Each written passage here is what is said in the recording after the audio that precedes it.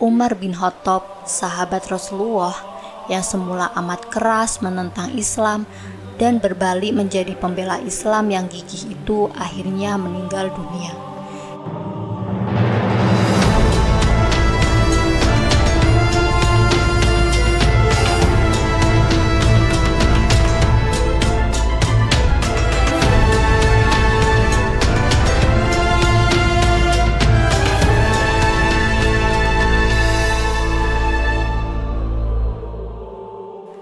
Assalamualaikum warahmatullahi wabarakatuh.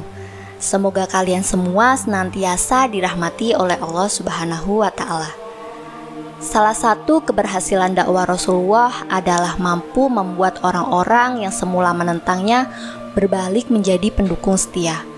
Ada beberapa sahabat Rasulullah yang melakoni takdir macam ini. Salah satunya adalah Umar bin Khattab. Kelak, setelah Rasulullah wafat, sosok yang dikenal tegas ini menjadi khalifah, menggantikan Abu Bakar. Watak tegas Umar serupa dengan bapaknya, yaitu Khattab. Sang bapak pernah mengusir Zaid, anak saudaranya, alias sepupu Umar, karena ia telah menjadi pengikut ajaran monoteisme Nabi Ibrahim yang menentang berhala.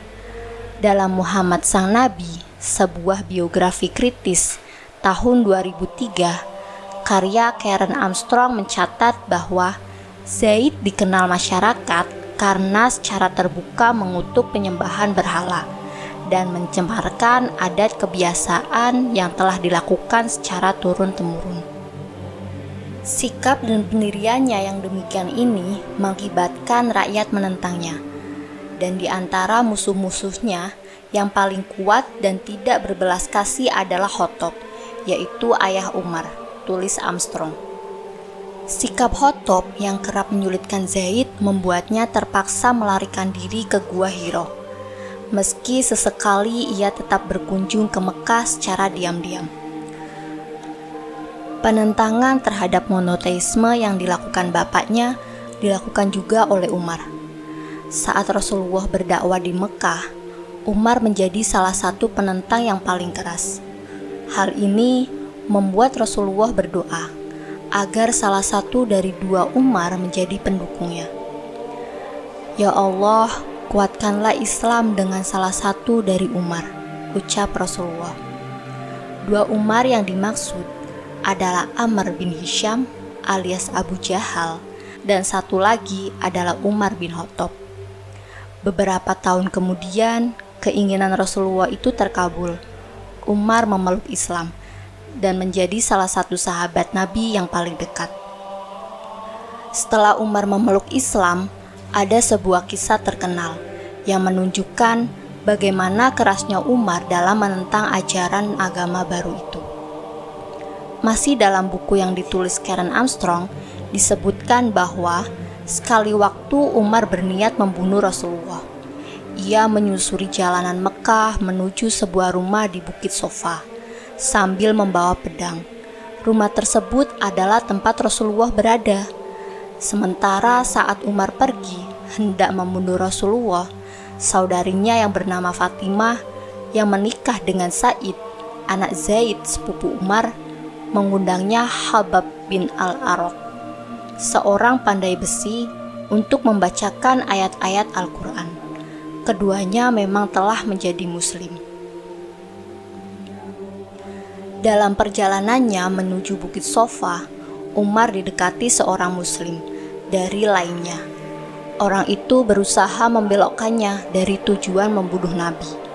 Dia menyuruh Umar pulang dan menyaksikan apa yang telah terjadi di rumahnya sendiri, tulis Armstrong. Umar bin Khattab kemudian kembali ke rumahnya. Saat ia memasuki jalan menuju rumah, ia mendengar ayat-ayat Al-Quran yang dilantunkan Habab bin Al-Arad. Mengetahui kedatangan Umar, sang pelantun Al-Quran buru-buru bersembunyi. "Suara apa itu?"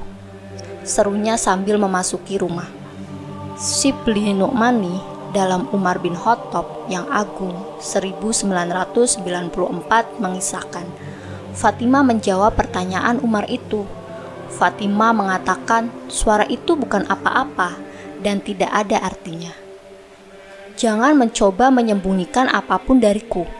Aku telah mengetahui segala sesuatunya. Aku telah mendengar bahwa engkau berdua telah ingkar agama, bentak Umar. Umar kemudian menyerang Fatimah dan suaminya. Ia memukuli saudarinya sampai jatuh ke tanah dan berdarah. Mengetahui Fatimah terluka, Umar menghentikan perbuatannya. Umar, lakukan apa yang kau kehendaki. Islam tidak akan pernah lepas dari hati kami, ucap Fatimah. Menurut Karen Armstrong, Umar kemudian memungut manuskrip Al-Quran yang ditinggalkan Khobab. Sementara dalam catatan Shibli Nu'mani, Umar meminta Fatimah untuk menunjukkan apa yang tadi ia dengar.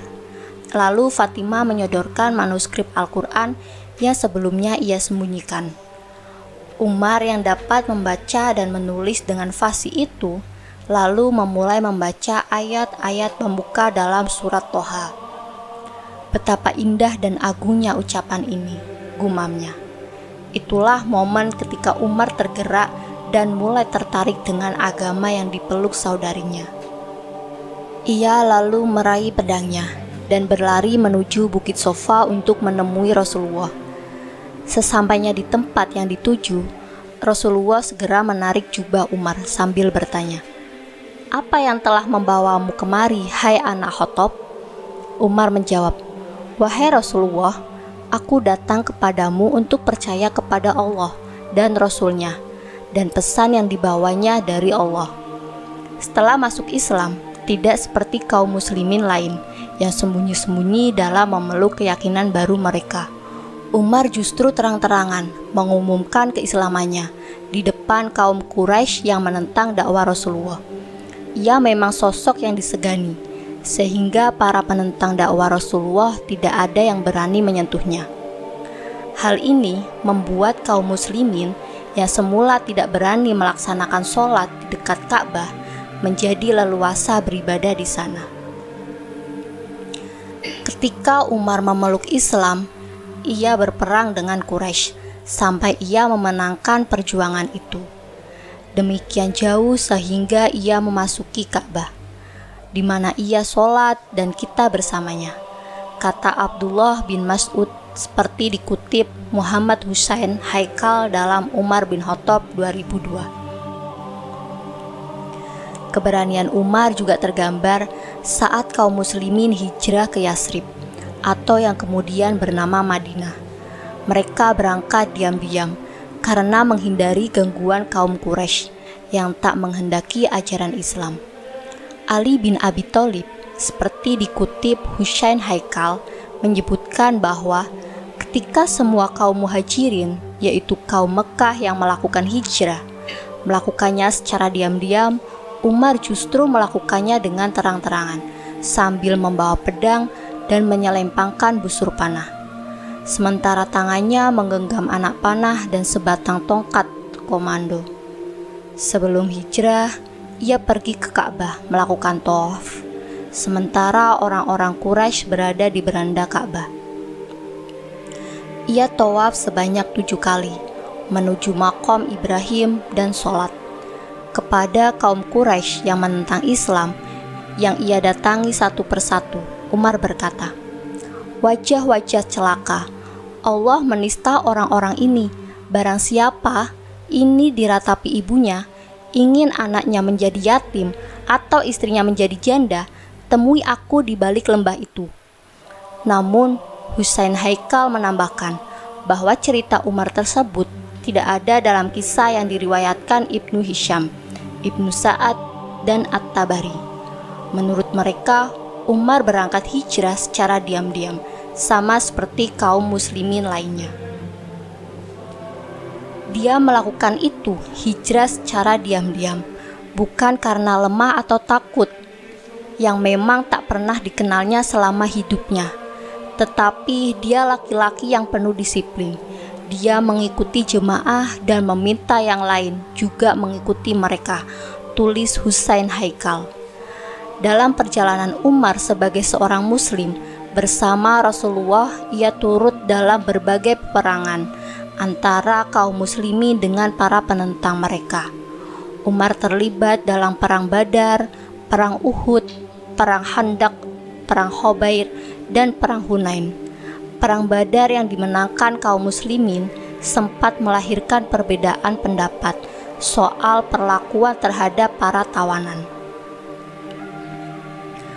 Abu Bakar berpendapat untuk melepaskan para tawanan perang harus melalui mekanisme uang tebusan, sementara Umar dengan tegas menyatakan bahwa para tawanan sepatutnya dipenggal lehernya, dengan ketentuan setiap muslimin memenggal kerabatnya sendiri.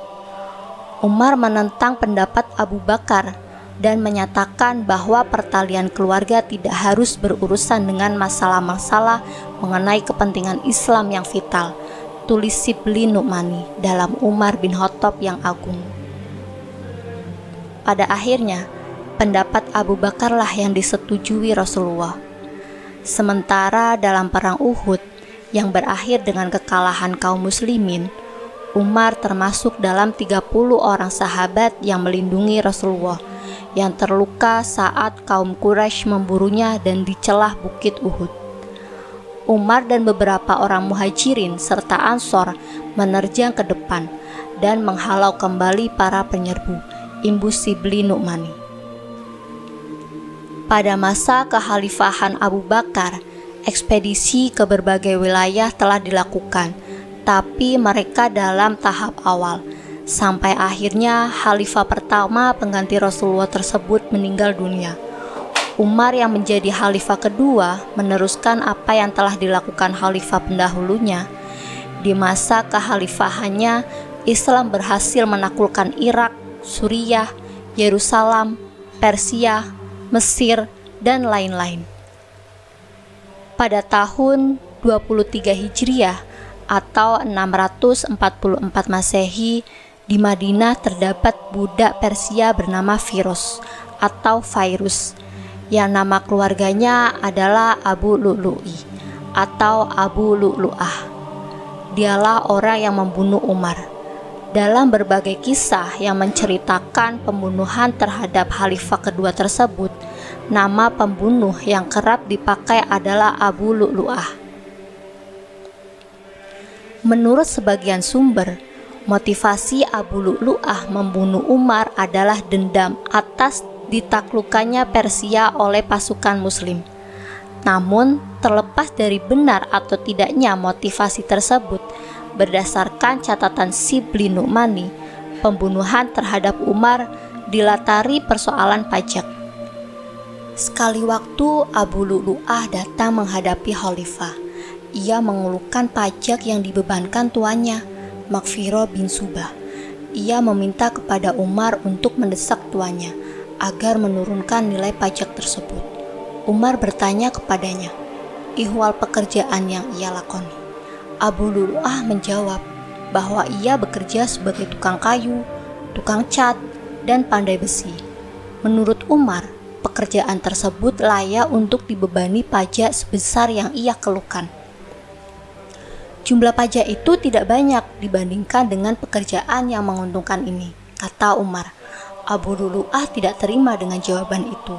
Ia pun marah dan merencanakan untuk menghabisi Umar. Keesokan harinya, Umar pergi ke masjid, hendak sholat subuh berjamaah.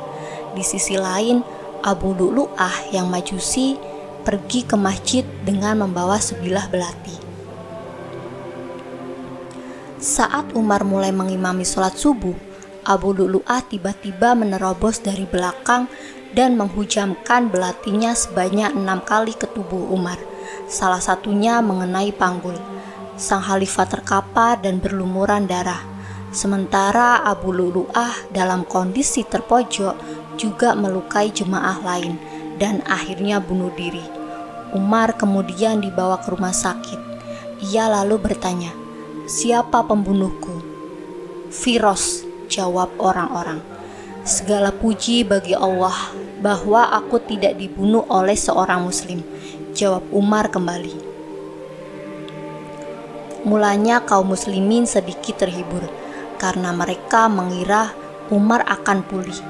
Namun, Saat tabib yang memeriksanya memberikan minuman hangat berupa campuran kurma dan susu yang diberikan kepada khalifah, minuman itu keluar dari luka-lukanya. Sebelum meninggal, Umar menyuruh anaknya, Abdullah, untuk meminta izin kepada Aisyah, istri Rasulullah, agar ia dikuburkan di samping makam Rasulullah. Aku mempunyai pikiran untuk mencadangkan tempat ini bagi diriku, tetapi hari ini aku mengizinkan Umar didahulukan daripadaku, ucap Aisyah. Setelah mendapat jawaban dari Aisyah, Abdullah buru-buru kembali menemui ayahnya. Berita apa yang kau bawa kepadaku, oh anakku? Tanya Umar. Yang diharapkan memberikan kepuasan kepadamu, jawab Abdullah. Itu adalah keinginanku yang paling besar, kata Umar. Tepat hari ini, 1374 tahun lalu, Umar bin Khattab, sahabat Rasulullah yang semula amat keras menentang Islam dan berbalik menjadi pembela Islam yang gigih itu, akhirnya meninggal dunia. Shibli Nu'mani menerangkan, pemakaman Umar dilakukan oleh Syuhaib bin Sinan, Ali bin Abi Thalib, Utsman bin Affan, Thalha bin Ubaidillah, Sa'ad bin Abi Waqqas, dan Abdurrahman bin Al-Auf yang menurunkan jenazah sang khalifah ke liang lahat. Dan sang cahaya yang menyinari dunia itu tersembunyi dalam bumi untuk selama-lamanya, tulis Nu'mani. Gambar yang ditampilkan hanya ilustrasi, dan kami memohon maaf jika ada kesalahan dalam penulisan maupun penyebutan. Semoga konten ini bisa bermanfaat dan bisa memberikan inspirasi kebaikan dalam kehidupan sehari-hari. Wassalamualaikum warahmatullahi wabarakatuh.